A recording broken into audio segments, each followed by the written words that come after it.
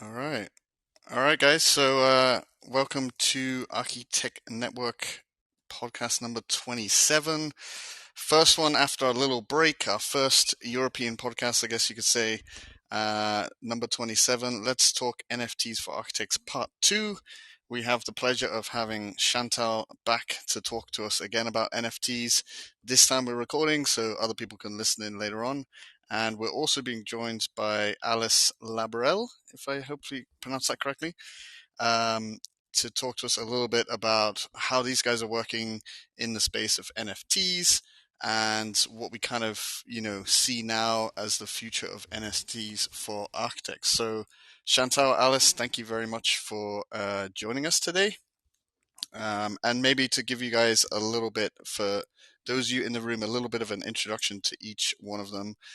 So we have Chantal Matar, who is a senior designer at Zaha Hadid, but she's also a visual artist based in London. You also teach a little bit at the UCL, at the Bartlett. You're also a fellow Live Academy tutor, a design morphine tutor. And yeah, you've been in the NFT space for a few months since we last talked, right? Yes, a lot of have changed in my Yeah. bio since we last talked. I'm no longer a senior. I'm a lead. I got a promotion. I'm super Oh, happy. congratulations. Hey, I just wanted to drop that. I'm joking. Sorry, so what's the official title? Lead designer? Yeah. So Congratulations. it Awesome. happened, yeah, like 2 days ago. And I'm teaching also at the Bartlett recently. So I have next year to prepare for. But yeah, Yeah, since we talked since last time, I was on NFT since April. right. And yeah, I was hoping to sell it. You remember in the last talk, we were Yeah. like starting new, blah blah blah, having dreams of like making the millions. But yeah, it got sold, and now I'm uploading even more. And the guy who bought it is actually reselling it for 49 Ethereum, Ethereum. which is Yeah, I like, saw oh that. my god, if that happens, I'm just like, That's great. Yeah, no, I saw that. I yeah, wanted to. We'll swing back to that and see how that came yeah. about. But yeah, that sounds great, and congratulations all around. Thanks, thank Um, you. and so yeah, we've also joined this time with Alice Labrel, and she's a an artist and animation in VXF. But you also studied architecture, and you're based in Barcelona now. I see you're a self-proclaimed former architect and ballet dancer, which is a super interesting mix, and Yes. you can see that in your work. It's really interesting. And so you studied at I forget the pronunciation, Eco Special de Architecture. I'm totally butchering that Perfect. in my in my accent. And but you also spent a bit of time at SciArc, which is kind of interesting. And then you did a master's in animation and VXF at Barcelona. So you really transitioned fully over from architecture to kind of VXF animation and also kind of digital art, right? I also read that you teach as a bit of visualization at the Bartlett, the AA, and Oxford Brookes University, right? Yes, right. I'm working with Ricardo de Hostos, who's a teacher in both schools. So Oh, yeah, cool. we do workshops for him as well. Yeah. I went to Oxford Brookes, so I was like, oh, cool. I haven't been back for years. It's totally changed, but yeah, no, thank you for joining, and I think it's again be really interesting to hear, how you got into NFTs, and especially you've now kind of fully are in the art space, let's say, and you've kind of you no longer practice architecture, so to speak, but obviously you have that understanding and background. So I think it'd be great to thought it'd be great to have you in the mix and into the conversation. So I thought maybe the best way to start and just jump into the world of NFTs is like explain a little bit about how you both first came across NFTs and like then started to understand what it was and then was like, okay, I'm gonna jump into this world and start creating some art. So I don't know if we'll have Chantal, do you want to kick us off, or Alice, whoever wants to jump in first? But yeah, tell us a little bit how you got into NFTs. Yeah, sure. Um, as I'm teaching with the design morphine, so these guys have already started setting up the NFT on Foundation and all that, and this is how I got introduced. I think Mike mentioned it to me, and I got super curious because my Instagram is like flooding with different like patterns and just pieces. But I did a couple of exhibitions, but I mean, it was a good outlet as well to show the artwork too, and just immerse myself into the like a bit like all this cryptocurrency and all that. So I did further research and started setting up my platform. And yeah, just one step at a time. I was just super curious, and I think once it works and you prove to be successful, I think it can snowball to something even further.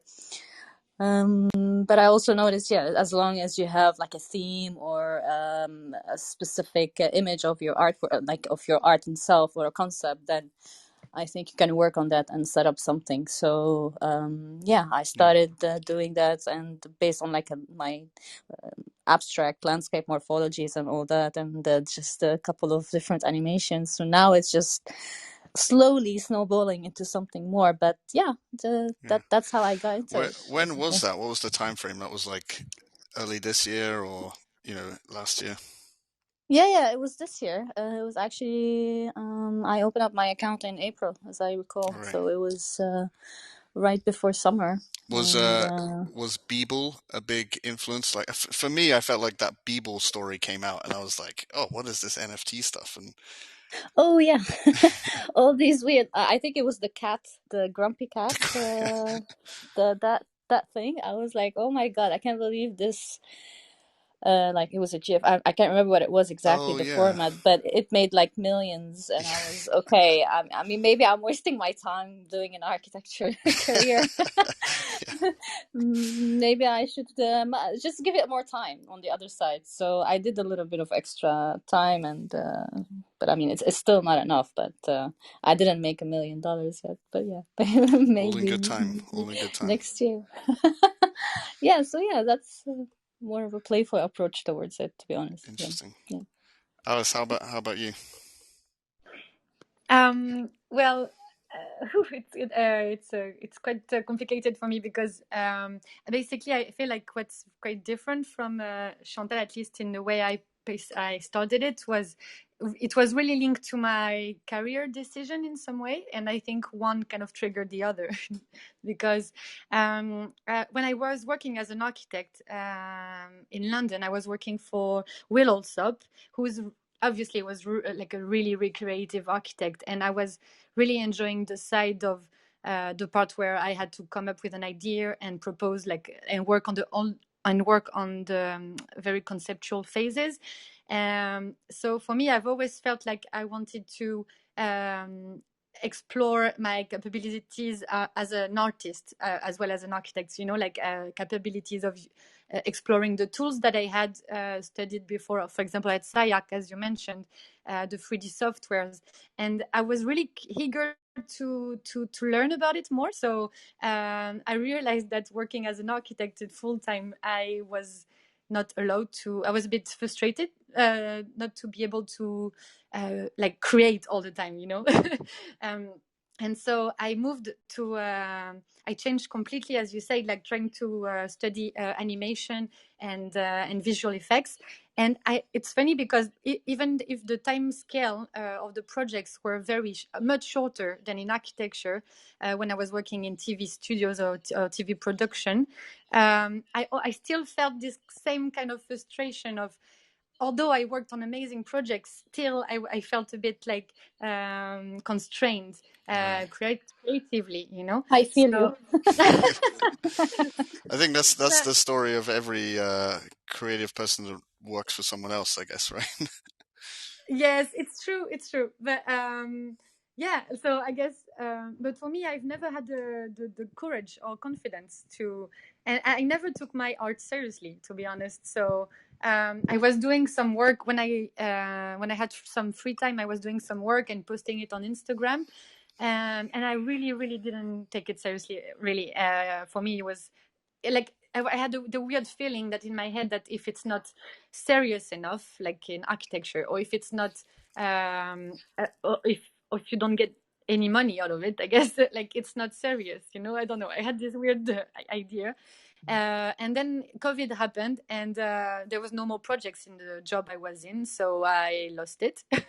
And I started to spend time doing my own stuff. And weirdly, I was following also a lot of artists, digital artists on Instagram, and they were talking about NFTs, and I realized that what, I can actually sell my work, like my I realized that's insane. So I started, yeah, about March, April last year. And it's been a very slow process for me, but now I think it's going well and it's going better. I think what I got really from it, rather than money, I really got the sense of having met amazing people and a great community, I think. And it really gave me lots of confidence. So sorry if I speak too much. Like when I'm No, nervous, I don't speak too much. no. You're here to speak, so speak, speak as much as you want. That's interesting. So you both kind of got into this space around the same time, actually, which is kind of. I feel like that's when the NFT hype was also really, really big. Did you guys were you guys aware of, or like were you aware of things like blockchain in general at that point, or I'm sure you'd heard of Bitcoin and cryptocurrencies, but um, were you guys kind of aware of this thing and then NFT came? Because a lot of people got into cryptocurrencies and blockchain through NFTs, especially recently, I found. Um, but Right. yeah, had you guys been in the crypto space, or you weren't really paying attention to it too much? I know a little bit about Bitcoin, but I never immersed myself into like getting involved until it became connected to art. So Mm, then I was more curious. So that's this is how it interesting. worked. Yeah. But yeah, it's such a. I'm still learning from it. Yeah. It's such a complicated world. Even like how minting process works and all that, it still feels quite alien for me. But I kind of understood the process. But yeah, I'm pretty sure there's a lot of more technicalities involved with it. But yeah. I agree. Like it is. So you guys weren't like Bitcoin traders before before the NFT Nah, thing. nah, I don't have any any Bitcoin. Are No. you? Are you like Ollie? Are I you? did get into it. So when I was in America in 2017, just before I remember it was Thanksgiving. It was like the crazy hype period when I think literally everyone went home to Thanksgiving and was like, "Hey, have you heard of this Bitcoin thing?" And that was when the price like skyrocketed to 20K for the first time, and then so I started to get into it then and invested a little bit and just kind of like educated myself. And so yeah, I've been more on the crypto side, and actually when I was back in London in 2018, London seemed to be a bit of a hub for blockchain in general, and I was working in a WeWork building, and there was always talks at the bottom of it, and a lot of them were kind of blockchain based, but it was like very broad, from insurance people using it, finance people using it. So, I just sat in and just learned some stuff. But so, yeah, I was more interested in just understanding blockchain and the cryptocurrency thing, but absolutely no trader. I was just like wasting my money on on it for fun. But okay. By the way, I wanted to ask you. I know last time I asked you if you have any foundation or No, I was like, did you do something meanwhile, or you no. still So are you gonna immerse yourself? Yeah. that's yeah, it's a good question, and actually, this is a good little segue because, I mean, I think we'll talk a little bit about how the process of minting things and stuff like that. But I Mm-mm. think I don't really consider myself like a. I'm still trying to understand how architects can use it in an interesting way, right? Because I think what you guys are doing is a great example. You are both architects, but you have this passion of creating art as well, and what you're selling on as NFTs is art, right? Architecture inspired as well. But I don't know. I don't. I haven't got anything like. in that kind of space, or like I'm not creating anything specifically for NFT. I do have, so we are throwing around an idea to bring a project to Burning Man. And one way to raise some money for it is we were going to create some images and sell them as NFTs. So that's the only thing I've kind of been uh, dabbling with. At big, you mean? Yeah. No, this is just my own thing. Oh, It's your not own with stuff. not Oh, with okay, big. okay, okay. I mean, we've also talked in the office like what is NFTs. I gave a presentation just like what is Nice. Yes. blockchain and things like that. But no, I mean, because here's I think that's the question. Like, what do you see architects really using it for? Maybe we can come back to that, but um, because most That's a good yeah, question. because That's a good most of question. the Yeah. architects that I know, like yourself, Mike, these other kind of people on Instagram and that, I don't see them selling, it's not like you're selling a render of a building or a 3D model of a building or something like that.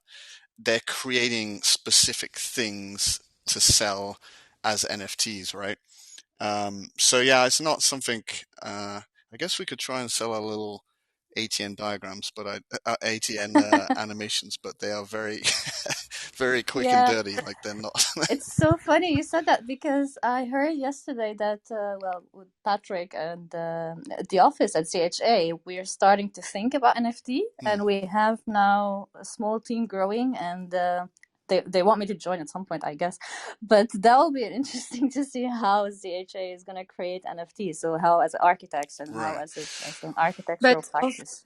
also, I guess like for you working for really big names, like I think like if they start to look at it, I guess I don't know, like because it's from Zahadid or it's from big, maybe it would bring more interest. Like I was, Yeah, you know, yeah, yeah. kind of make a difference compared to like a smaller architects or independent architects. No. So yeah, Yeah, I think there's the power there. Yeah, for sure. Yeah, yeah, I of think course. Yeah. my question of it, and I was going to ask this later on, but let's jump into it because I think it's a good transition. My argument was, or like my position on it is, for me, I felt like it makes sense. How can we as architects use NFTs as another stream of income, right? So when you think about all the projects we do, a lot of them don't get built and they remain on paper or, as pixels or whatever. The majority of our work doesn't get built. So the question is, how can you use assets from that project, whether it's a 3D model, a render or something like that, although, the render doesn't excite me that much. How can we use what we have already created or modify it slightly to make it more, let's say, NFT friendly versus, if you Chantal were going to pitch to Patrick, or I was to pitch to Bianca, like, oh, we should start selling NFTs. It's kind of like suggesting you should start an art department if you're creating things specifically for the purpose of selling NFTs. You're kind of creating an art department. Do you see what I mean? Like, Yeah, I think you're right. I was thinking about it too when they told me 2 days ago. It was quite new, the whole like project. So I was like, what is it? Are we gonna like animate our models? Like yeah, I don't know. Are the sketches of Zaha like that's gonna go for so much? But I don't think like in terms of ethics, we want to sell the sketches of Zaha Hadid, you know. But that's not something that I don't see it happening. But in terms like as you said, it's gonna be, I think, in my, now you're making me think about it further. I think, yeah, it should be like a different art department where we filter down like some, I don't know, maybe projects or create new abstract like animation with from Zaha styles or something like that. I don't know, I'm just Or models even. yeah, I'm not quite sure what's the actual like incorporation of architecture like in NFT, but that yeah. will be interesting to explore, you know. But yeah, Because I think yeah, partly, I think the excitement of NFTs, you see all B-Ball and all of these people, like the Mars house that sold for $500,000. You see it like, oh man, I can post this stuff and make loads of money. But the people that are making money, like B-Ball, he already had a huge following. He was already quite well known before the whole NFT thing came around. The Mars House projects was not done by an architect. It was done by an artist that just created a piece of digital architecture. So in one way, Mm. I've been explaining to people is I think it's like walking into the Tate or the Guggenheim and seeing that that painting on the wall with like a couple lines in it. You're like, I could totally do that and sell it for like 5 million bucks. But a huge part of it is like having a name, having a social media presence, having some kind of marketing campaign to tell people that this thing is for sale. So on one hand, architecture firms have that. The big name firms, they have those elements. So for me, it's a question of kind of how could architects use what they already have. Like, you know, you could sell renders, but I don't think it's a little bit what's the word? Kind of a short sell to just use the render that you created. It's also difficult because who created that render and things like that. So Yeah, unless it's like a signature project, or going back to what Alice was saying before as well, that yeah, if you're a star architect firm, then it makes it easier you already have to that like name and things. yeah, just yeah, to sell those any render or whatever. But then again, as you said, there's like third party companies, but it has to be maybe a sketch or something like very artistic or edited enough to be able to say, okay, this is ZHA Yeah. full render, for example. I think that Yeah. the two avenues that make sense for me as an architect or from an architecture's firm perspective is you're either selling something that you use the 3D model and let's say modify it slightly to create a more, like you said, abstract view or like a slightly more artistic kind of perspective on things, or you're using something directly from the model, maybe like some kind of animation of the model or a little axonometric or something like that, which is kind of part of the product. Um, I don't think because then otherwise you're kind of advocating for architects to be like part-time artists or like have an art department on the side, which seems like a bit of a kind of red herring is that we would use in English. But yeah, I don't know, Alice. What do you think? Do you think architects should be selling, stuff that they make, out of the design process, or start creating bespoke things? Or like, do you see any opportunities for architects to get into NFTs? But I was just thinking as you were talking about, for example, the way Will Alsop was working, because he was always at the beginning of any project, he was painting a huge painting. Yeah, he would get a huge piece of a board or paper and start to paint, and all this work, like they were a part of the thinking process. But then after, also he did exhibitions and sold the paintings. So Mm, I was thinking also, like, in a way, like this, in terms of like sketches or thinking process, like you can get, as you were saying, like there's also lots of projects that don't move on, that not get accepted, but it doesn't mean that they're worthless, obviously. So yeah, I think it's an interesting point. But I think for me, like also when I see architecture studies or an architecture project, it's always about an idea, and more than a visual. And that's why right, also I've been not taking my work so seriously until I got to name myself like a full-time artist.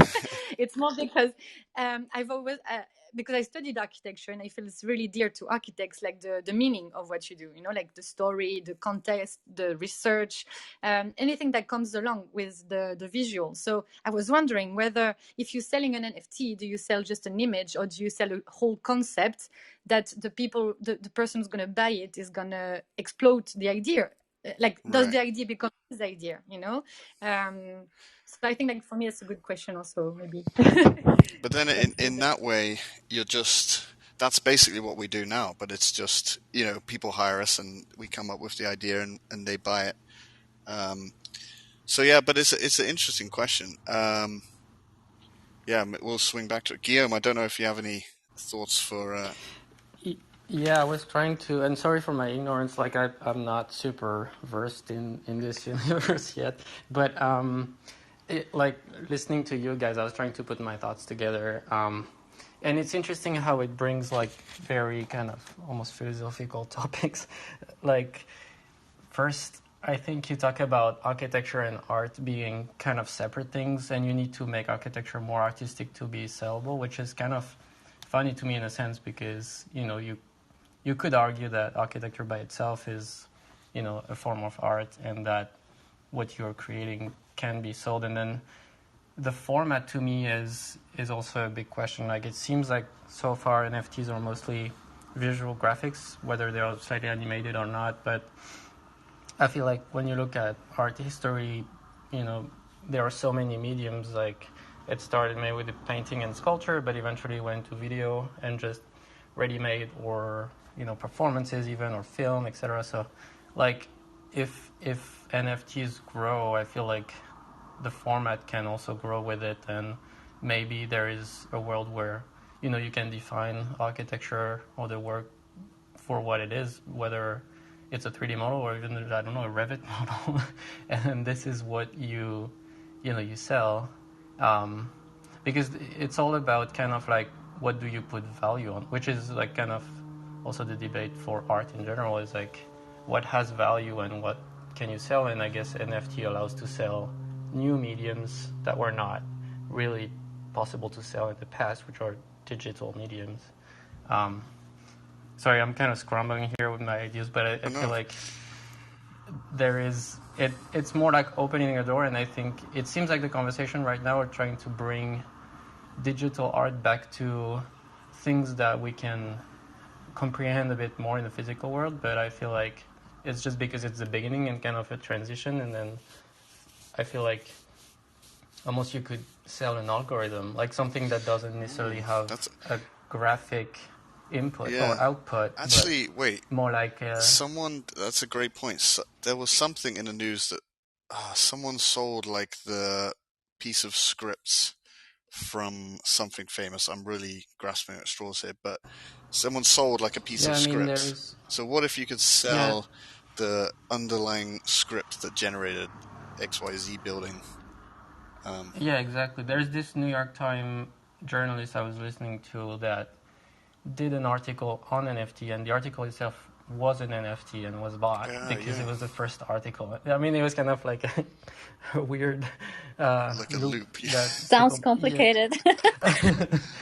But that was kind of what the value was that it was a new form of NFT in a sense that was kind of self-referencing itself, Yeah, and that by itself was kind of like, oh, that's interesting enough, that has value, I'm gonna buy it for, I don't know, he sold it for a huge amount. I mean, of course, there is the fact that he was a New York Times journalist, he had, visibility, and that's a big part of it. But it's the same in art, journalism, I think yeah, it's architecture, really all kind of. broadening your mind to like what it is, because I guess I am kind of in my mind thinking an image or a diagram or an animation or something like that, but yeah, it could be anything. It's also quite interesting to think.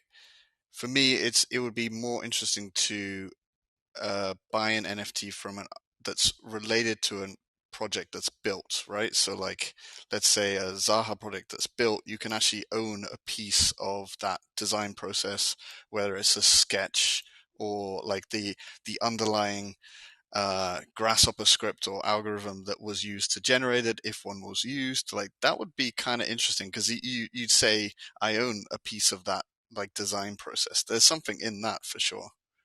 Also dangerous. Imagine someone owning the script of like something about a specific project. I think yeah, that it needs a lot of filtering just to exactly know what is the limitation of the information you want to share as a big company. But yeah, I think a side of it could be quite dangerous if we sell like like the algorithm or a script, or even like if someone owns a part. I don't know. There's a certain There's like IP and all that kind of stuff, right? yeah. So there is still ambiguity to what level we can actually extend, but I think it needs to be more on the signature side of things, like than on the project involvement side of things. So maybe a piece of something quite generic would be more, from what I stand. I'm just brainstorming now what type of things we can sell. I think it could that the limitation should be like to a render, to a sketch, to a model, or something. We can extract that model and make it animated or something like that. But this is where I see it going in terms of CHA. Otherwise, it could become dangerous for such a big company. I mean, big name, even other companies, like to involve people to have piece of the pie in a sense. Like even though it's not a big piece, it just becomes quite tricky to control. Or I don't know. It could be, yeah. So let's say what I wanted to ask you guys was kind of the process that you guys went to create an NFT. Like, let's say I want to go create an NFT tomorrow. You know, how do you go about that? Because I see that there's platforms, right, that you go. I had a list of them earlier, but there's like OpenSea. I think that's one that you're using a fair bit, Alice. Rarible, Foundation, like all these different platforms that basically you got to go to one of those and sign up. And what is the process for that? Like, you know, I know, Chantal, we kind of talked about this in the last one, but just to bring it back up, first of all, like, why choose, you know, there's a bunch of different platforms. Why choose the ones that you guys went with? I mean, for me, I started on Rarible before I got the invite from Mike for Foundation. So, but Rarible is a bit more free. So I think there's a lot of users, and it's very hard to get noticed. Basically, so I posted something. I even forgot I have an account now. So it just went lost The in the same, streams of exactly the same. it's somewhere. I don't know. Maybe someone owns it. I don't know. I have no idea. But it's very hard to like sell. From my experience, to sell on platforms that are completely free for users. But I think Foundation is a bit more restricted. Like you gotta have an invite, so it becomes a bit more filtered down, and you have a wider like a chance, because I think the way they see it is that you have to be an artist, so someone else invites you, so stuff like that. So it has a bit of a privilege in a sense, but I mean, so that one's how invite far, I only. don't know. No one. Yeah. Okay. It's also hard to sell. Like I completely forgot about the piece when I posted it. I was like, okay, that was a nice dream. But then when I saw it, I was like, okay, well, maybe it just takes time. It's a slow process, I guess. And plus, you have to have a Twitter account to be able to. I think there's a lot of Twitter activity happening, so you can like expose your art. I think a lot of collectors. Maybe correct me if I'm wrong. Like, maybe I might be wrong about it, but You would have thought I it's think more Instagram based if it's art, like, you know, visual. You know, I would say Instagram is way more visual than Twitter, for example. I think so, yeah. But I think there's a lot of Twitter community for NFT, so there's like a big action happening over there as well. And I never had a Twitter account, so I think now I have like 12 followers. But I mean, yeah, you just have to basically just push all the social media platforms that you have and promote your work. Otherwise, it's very hard to get noticed by collectors in this side of things. So yeah. So that to me brings a good question. It's like, and sorry, I'm going back to the very kind of philosophical, but in a way, like the way NFTs are thought of, like being graphics or animated graphics, I feel have a huge relationship with the way they are seen, like which is mostly Instagram, from what I understand. And it's like Instagram is the new museum, so it's like the way you display art or the way you have access to art kind of also defines the format of the art. And it makes me wonder if like there is potential to build new kind of like platform where you could say scroll through 3D models, and then suddenly 3D models are a new form of kind of art that you can visualize in a different way. And then suddenly 3D models become a very legit NFT format, you know? This is also, we'll going off on a bit of a tangent, but you could also argue, I guess, architects could start to think about, well, what is a new, you know, a digital museum? How do we view all this art in an interesting way? And then, you know, you're in this virtual reality. I know the Futurely guys have done this a little bit, and they've done like, these virtual reality environments, and you can actually go and walk around and see these NFTs, these digital art pieces or assets or whatever you want to call them, in space. So I guess there's also an opportunity for architects to design NFT galleries and stuff like that. Sorry, Alice. Yeah. No, sorry. No. I think I don't know if you know on Cyber. I think that lots of people use it as well. It's like templates of galleries where you can expose your NFTs and your artworks, and people would walk through it. And if you click on an image, on a painting, you have a link direct to your OpenSea. Oh, that's cool. So why to go back to, why did you go with OpenSea versus Foundation, for example? Like, they each offer, I guess there's, they take some kind of percentage of the, fee or whatever. Yeah, why did you gravitate towards what's it called? I'm totally blanking on the name. OpenSea. OpenSea, yeah. Basically, well, the same as Chantal, I started with Rarible, and then and then nothing happened. And then so I got an invite for Foundation, and the same, it just stayed there. And I found that OpenSea, although at the beginning I was a bit reluctant because that's the platform that most people use, and I thought you would have less chances of getting noticed, etc. But in fact, you don't have to pay for each mint. Basically, you just need to create a collection, and you pay once, basically. When on the other platform, I found that you have to pay each time you add a new piece, a new NFT. I see. So Is it free to have an account on OpenSea? I don't have. I was curious to try it out actually yesterday, but I haven't. I mean, you only pay for the collections, which is that's it. Okay. Yeah. And then you can add NFTs for free every time. So so that's quite good. Actually, it's a really good point. And exactly, I think like Twitter for me, when I joined in March. Last March I had 0 followers, and now I have about 2,000 just because of using it like every day, all day. I think it's been a huge push, really, because it's really easy. I mean, I'm much more into Instagram, as you say. I think it's great to really see the work. But the great thing about Twitter is that you can really get your followers or anybody following what you do, let's say in real time, like if you have a new drop or new NFT or new something new to say, like it's like you can say, the people can share it. And I think that most people who've been really successful with NFTs is because of the sharing and the retweet, basically, Yeah. But you need to invest so much time though. It's like a full-time job just to try to build my Twitter followers. and in Clubhouse. Like, what is the process when you actually put an artwork out there to be sold as an NFT to kind of, tell the world this is my work? Like, how do you authentify your work?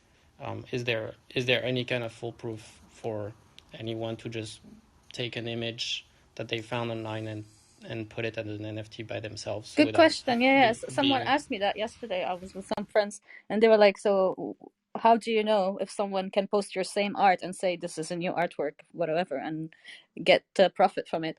I think I read somewhere when I first was new to NFT, at Foundation, that but then again, correct me guys if I'm wrong, at some point when you're minting, I think the people behind all these computers or whatever machines minting at the same time the art piece, the first process, it takes time because I think there's a lot of verifications. So I'm hoping there's some sort of proofing to your original art. So that's my initial thought. Then if there's something else involved as well in it, then I'm not quite certain what it is, but I think that there is a process while minting. That's why it takes a bit of time to mint than to for to proof it otherwise, or some systems or some algorithms to go back and see if there's any a proof of being existed, like this specific art piece exists elsewhere, so or something like that. So yeah, that's what I understood. That's what a question that I've been asked a few times as well, and I don't know the answer, but do you have to upload proof of ID, like your passport or something like that, to prove that you are Chantal? Oh, good question. I forgot actually. Maybe. I cannot recall when I opened the foundation account. I think so. I don't remember, to be honest. I don't. Because Yeah. like these famous gifts that are getting sold, it's like, is this just the first person that creates an account and then puts it online, and so they just claim authenticity, or do you like, how do you prove that you were the first person to make the one of those famous memes, for example? That's the bit I can't quite work out. Yeah, I see what you mean. Yeah. It could go either way, but I think there's a form of authentication that happens, but because I haven't heard anything going the other side so far, so I can't recall myself again if I uploaded any certification. And But so They what's good on actually on foundation variable or non-origin is that they you when you apply for being a creator or for being able to post an NFT, is that they check. So it's a group of people behind it, and they go and they check your website, they check your Instagram, and they check whether you're an actual artist. So I guess that's why this platform are a bit more safe for collectors. I guess when on OpenSea, I don't think they. I think on OpenSea anybody can join, so there's a bit less control in that regard. I think. yeah, interesting. Yeah, I guess that's a huge part, because you want to make sure that you are the real Chantal, you are the real Alice, and it's not someone like creating it. I don't know if you guys have. I haven't seen copycats Yeah, yet on foundation. you guys. I haven't seen my I work. had once someone clone my Instagram page, which I was super surprised at. But like, I don't know if you guys have experienced that, but people do that kind of stuff already. So yeah. Of course. And I think, like, at least for me, what I've seen from being part of a community and being having like connections on Twitter, once you have an issue, you have a bunch of people really active and kind of saying, oh, like mentioning OpenSea or mentioning the platforms, so they can see there's a problem with your art if someone's stealing it.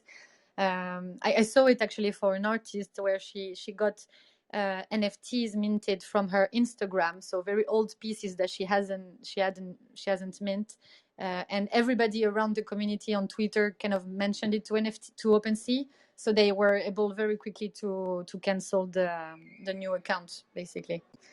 Yeah, makes sense because even though I mean nowadays it's a digital world in a sense, so it's easy to copy, but it's easy also to find the copy. So that's how that's how I see it. You can also report any art piece you see on foundation or whatsoever if it's suspicious. So So yeah. I know a big part of the creating an NFT, it gets minted, which means like the tokens get created essentially. Um, but what about like a big part of NFTs is that when it's resold, right? There's like a royalty. So if it's not like you're selling the art once and that's the only revenue you get from it, right? It's if it's sold again and again and again, you get a You get get 10%, percent. And yeah. so can you negotiate or set those parameters? Is that you guys setting that, it's 10%, 20%, 50%, whatever? Or is that the platforms you join? Like, is there any kind of process where you have to lay out rules around, or the parameters around your NFT? Like, you can't use this to, sell on this, way or that way. Yeah, it really depends on the So it's platforms. more the I think platform most drives of it, them, yeah. drives it. Yeah, I mean, I know that on OpenSea you can choose. Hmm. I don't remember on Foundation, but yeah, I think so. I mean, at least the percentage. I think there's a maximum, obviously. I But thought yeah, that's a really interesting aspect, because then as the piece of art or whatever it is gets more and more popular, or like you still get a cut of that. I'm not aware that that's a thing in the let's say physical art world. I don't know the name for it now. Like the art world. Like, is that a thing? I've never heard of that before. That if you had a painting, and you sell it, you get a royalty of that. Is this unique to NFT? I don't know if you guys know, or if any. That's what I understood. So I'm speaking again only from Foundation platform. It's in the terms and regs, the royalty concept, where if it gets sold, you get 10% of each resale. So that's not bad, I guess. But yeah, I think that's the best about it, really. At least for lots of artists who yeah, are very, very successful with the NFTs, they make all of their money basically on secondary sales. So they don't sell their first piece like really they don't yes, set a yes, huge price. So then they can make money out of the secondary sale. And actually, there are lots of collectors who only buy from artists who have collected. So okay, Ah, interesting. so there's a Yeah, strategy to it as well. Oh, so, there's yeah, so much strategy, don't there? yeah, absolutely. Interesting. Yeah. You have to be a marketing expert, So really. to simplify it, you could, like, these platforms are like NFT eBays essentially, right? You set up an account, you make your collection or your piece, and then people bid on it. Really, that's essentially a very simple description of one of these NFT platforms, right? Well, you can choose. I mean, on Foundation, yes, I think it's auction based, but on OpenSea, you can choose either to put a set Oh, price or present it as an auction. You can also set a maximum price, which is going to drop over time. uh, so yeah, interesting. that's like different options So okay, to. so I think it's for anyone in the audience, or any, architect or artist or whatever is wants to get into it. It's a fairly painless process, right? It can be quite quick, and that minting process. Um, how long are we talking? Hours, days, weeks? Interesting. The first time I minted something, I think because I was new on Foundation, maybe they were running more checks. So it took me 48 hours to mint the first one. And there was so I canceled it, then I did it again, and I lost some money minting, like because I was new, I didn't understand quite how the gas fees work and all that. So yeah, I think it like cost me like around $200 just to post the first one, just because of the whole minting took Yeah. time, and I was like pressing impatient, cancel, so yeah. I So did that the was the same, first thing. Chantal. I did exactly the same thing. Okay. This is the rite I of was like, I want passage. my money back. Yeah, so but the second time it was like it took less than a minute just to mint, and the one after and after, so yeah, Yeah. just the first time might be painful. But yeah, it's So I could quite create one straightforward. by the end of, well, I could create one by tomorrow, maybe. Yeah, I maybe guess if you'd I have don't to know, get maybe if your account and all that verified. But okay, so it's a fairly painless process to yeah, jump into it. yeah, That's interesting. yeah. So, Well, Shan- if I did it, honestly, I think anybody can. well, I mean, your work is incredible. So then it's the question of, like, it's more about having the capabilities to create the art piece, right? Than, getting onto the platform. But yeah, that's interesting. So maybe another question is, Chantal, I know we had you on in May. I looked up, it was like mid-May, and I felt that was kind of just around that crazy NFT hype, maybe a little bit earlier. But how do you feel the space? I mean, Chantal, you said a lot has changed since we last talked, and how do you feel the NFT space is right now, and like, has been in the last 6 months, right? Because most technologies go through a hype curve. There's a ton of hype about this technology, and then there's I think it's called the trough of disillusionment or something, where the technology just like completely drops. You don't hear about it too much, and then it takes like a months or years, and then we get to like its true potential. Like electric cars, for example, took years ago. There was like a lot of hype about it.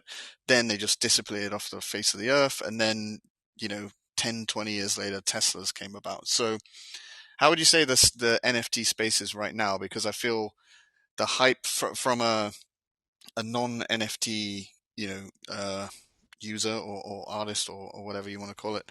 I feel like the hype is a little bit less now. But how do you guys feel about the NFT space right now? I think hype is last as long as people feed into Mm, it, to be honest. So when I started off, it was quite like on a high, and even though I didn't sell at the beginning, I forgotten about it, and I thought it was gonna die off eventually. And there was moments where we were talking, me and Mike actually, we were trying to discuss like what's going on, and it was going a bit down, and like people were starting to I don't know, it felt like even the gas fees went super low or super high, I can't recall. But recently I think people are still getting more into it, so it is surviving on that. And now that I mean, from the smallest example, I know that my firm is interested in it and building something into it, then I'm pretty sure other sectors or other firms are doing the same. So it's yeah, it's surviving as long as we keep feeding it. So this is how I see it right now. it's It's definitely it's on a evolving it's, because it's not like I think yeah, it is it's evolving. starting Yeah, off just as like we say images, digital animations, and things like it's yeah, way yeah, bigger than that. I've even read there's like NFTs to meet sports.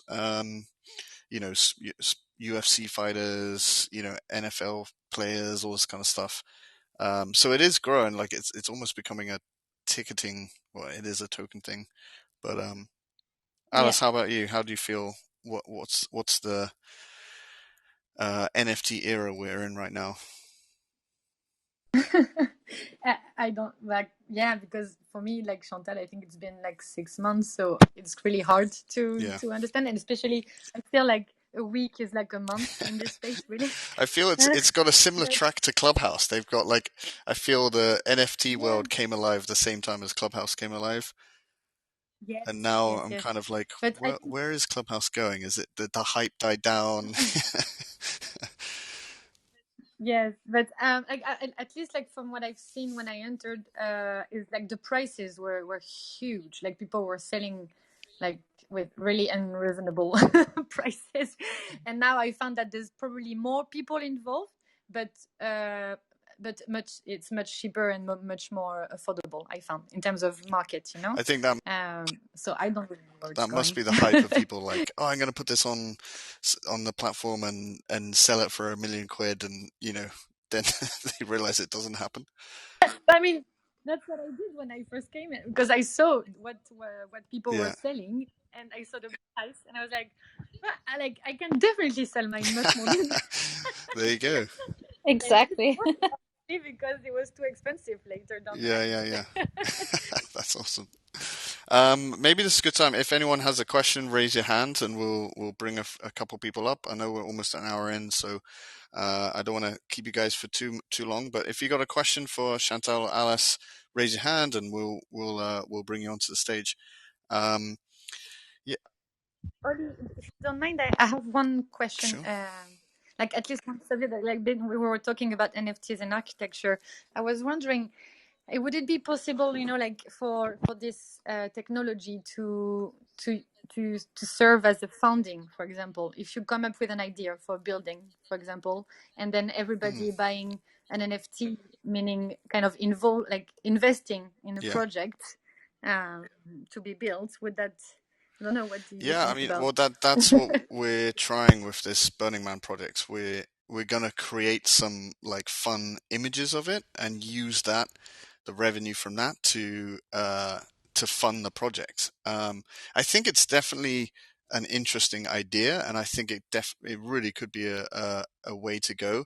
What interests me more though is a like um, cryptocurrency or using some kind of tokenization system to fund projects like you say, but it's much more like, hey, we're going to build this building. You can invest in it through a blockchain-based system, and you will own, you know, X percent of the building. And when it's finished and when it's sold, you get that money back. So I think what's interesting is right now all the cryptocurrencies are not based on anything, right? They're just like sentiment. People, the value of Bitcoin is just because that's how many people value Bitcoin right now, but I think the real estate industry is getting into this space, and I think when you start to break real estate down into a cryptocurrency that's backed by real estate, I think it becomes really interesting. So yeah, I feel like there's definitely something in that, whether it's NFTs or just, I don't know, a cryptocurrency backed by some real estate. I think that's super interesting. I see we have one raised hand. Trying to bring you up on stage. Come on up. Hopefully that will bring you up. Here we go. Param, how's it going? Do you have a question or something you'd like to add?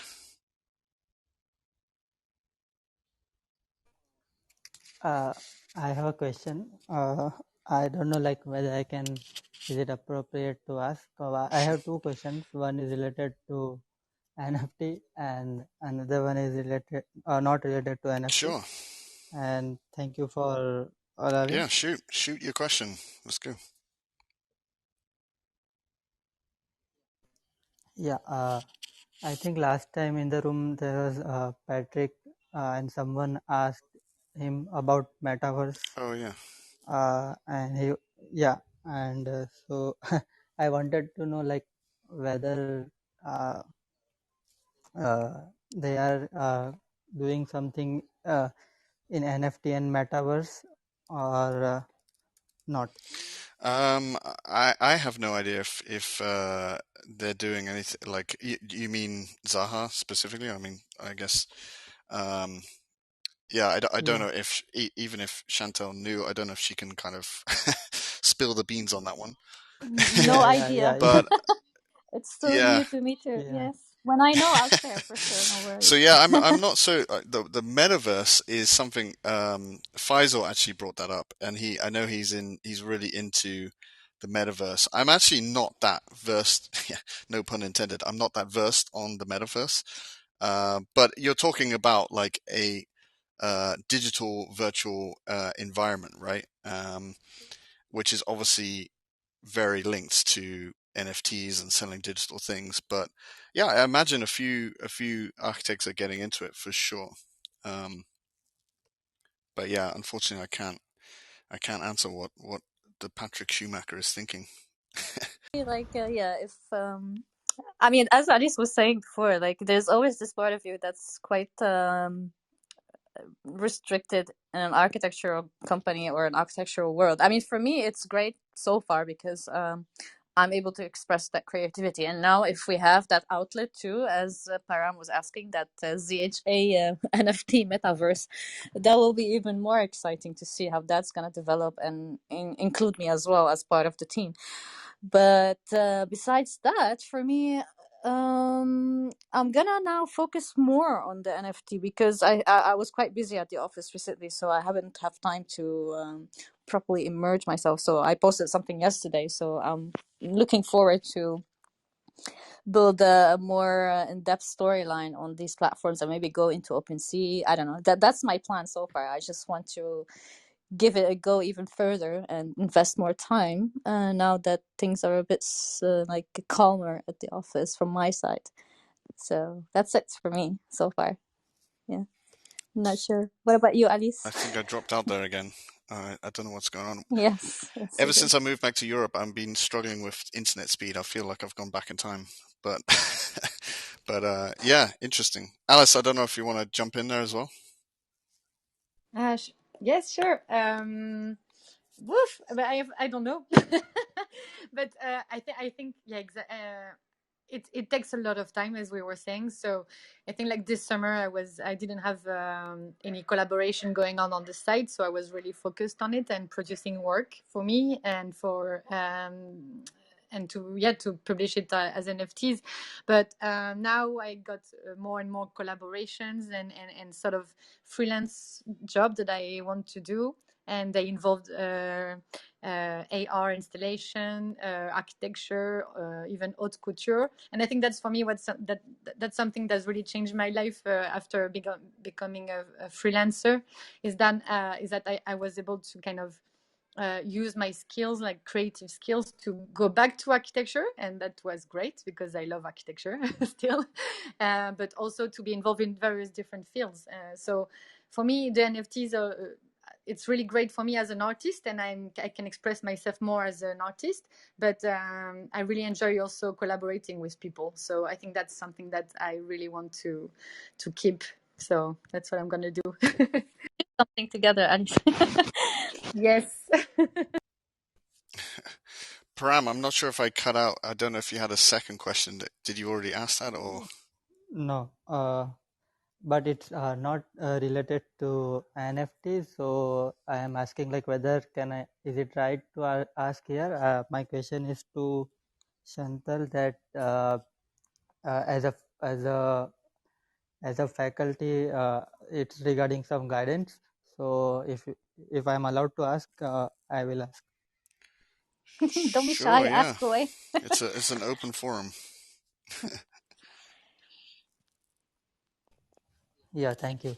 As a faculty, like, what would you advise to a student who is aspiring to get into parametric and computational design, but has uh, during bachelor has a very limited resource to gain the knowledge and the theory, and what if like what are like some basic advice that you can give to to someone who wants to do some masters in parametric and computational architecture? I mean, it's great if you can do it. Absolutely do it, especially now because this is the age of all the parametric and digitalization. But I mean, do you have a couple of universities in line that you're thinking of? Because I think different uh, universities have different programs in terms of that, and maybe you want to get yourself more specific about something. So, like for example, the Bartlett has the B Pro program, and even inside the B Pro program, there's a lot of different clusters. So just know exactly what you want to immerse yourself into. Is it more architectural design in terms of parametric studies, or computational design, like purely computation and robotics, or more into the urban design scale? So that would be my first advice, and the most important one, just to know exactly which extension you want to go to, and then do that research from that side, because I think the AADRL have a different program, and then the Bartlett, more or less, in terms of the main topics and how to approach this whole parametric world. So yeah, I would, that would be from my side. I'd also add that, like, there's a lot of alternatives to university, or at least to build up to doing a master's specifically in it. Like, Chantal, myself, we teach online, and I feel like there's a growing online presence of different people teaching. I mean, there's platforms like Live Academy, Design Morphine, Think Parametric, Futurely, that all do courses that are fairly affordable compared to university. So if kind of university is out of the question, or you can learn a lot from some really interesting people just online. So that's one place I would at least start with. You can learn. Actually, one thing I didn't touch on with you guys is what programs you actually guys use to create your artworks. Like Chantal, I know you are a kind of I've totally gone blank now. After Effects After and Effects, yeah, yeah. Houdini, like expert. Yes. Is that your kind of tools that you use? Yeah, I sway in between these two Yeah. for all these art pieces. Yes. And Alice, I think I read your like Cinema 4D. Yes, I mix Maya and Cinema 4D in my work. But it's funny because I was following Chantal's class on design morphine the other day. It was so intense. I would love. I'm sorry. No, but honestly, no, it's not new. It's not you. It's like the software itself, Houdini. For me, I told you, but it's amazing, the potential. I can see it, but oh my god, like I really need to get to it. But as you said, Oli, I think there's lots of things, classes, like everything is online. Really, I think Yeah. if you want to learn it. I almost feel Yeah. like it's transitioning from university to online. Like that's kind of where I see it going.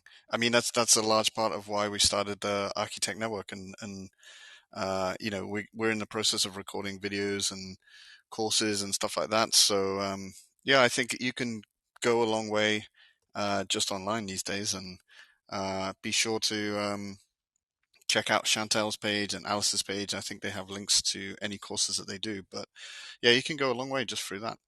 I don't know if anyone else has any questions. I think we're close to wrapping up, but I think this is one of those topics that I think we should almost do a talk every 10 talks or something, just to check back in. We're probably due for like a broader blockchain discussion. I think our first ever talk was a blockchain based a blockchain podcast, so maybe we'll swing back to that. But yeah, if anyone else has a question, raise your hands. Otherwise, yeah, this has been super interesting. I don't know if you guys have any final thoughts for like architecture and NFTs. What do you predict in 6 months? That's a super hard question, but And it's recorded. yeah, we can cut that out. Yeah, no, I don't My know connection is bad. Yeah. if Chantal, Alice, you guys have any courses, or I know Chantal, you just dropped a new piece of artwork that I saw. Alice, I think I saw that you just sold one recently. But if you guys have any courses or something coming up, feel free to give a shout out to the people, so where they can find it and, you know, sign up or follow along. No online courses for time being from my side. I just gave the last one for this year, but I have a lot of work to do with the Bartlett, so I'll be busy there. And NFT, here I come this year as well. On Avalanche, I'm on a mission. So So this is where I am, and just a bunch of things. So yeah. okay, be sure to follow Chantal's Instagram page, I guess, is where you kind of post most of your things, and get ready for the Chantal avalanche of NFTs. Alice, how Yep. about you? What's the best way for people to find you? But I'm so excited about the Chantal's avalanche. I feel that could be an NFT in Me too. itself, like the Chantal avalanche. That's your next art piece. That sounds great. But no, me, yeah, I guess you can check my Instagram and my Twitter. I think on Twitter, I share the most these days in terms of my new work. And yeah, I did a design morphing class also over the summer. So maybe you can find me there as well. And yeah, I just want to say thank you, Oli, for inviting me. It's been really lovely to meet you Yeah, guys. I'm no, really happy. thank you for joining. No, thank you both Alice and Chantal for joining. Yeah, it's been a super interesting topic. I think we've covered a lot of potential, but also like I definitely have a lot more understanding of creating NFTs. Who knows? Maybe we'll create a ArchiTech network NFT just for fun. But Maybe someone will take that recording and post it as an yeah, maybe NFT. we could Now NFT we do. this. Yes, There there you you go. go. That's an That's a good idea. idea. Well, guys, thank you so much for joining. I hope everyone has a good Sunday. Chantal, Alice, Guillaume, thank you for joining. And we'll be tuning in a couple weeks. We're going to take a break next week because I'm actually giving a talk this time next week with Next 6, which Alice, I think you did Next 5 with parametric architecture. But we'll be back in a couple weeks, and we might have the founder of parametric architecture on it. We'll see if we can get him. But stay tuned on our Instagram page. We'll post whatever's coming up. Otherwise, Chantal, Alice, thank you so much for joining us, and I'm sure we'll have you on again in the future to continue this discussion on NFTs. Thank you so much, Ali. Always a pleasure All being right. here with you. Thank you. Thank you. Bye. Awesome, guys. Thank you. Bye. Bye. Au revoir.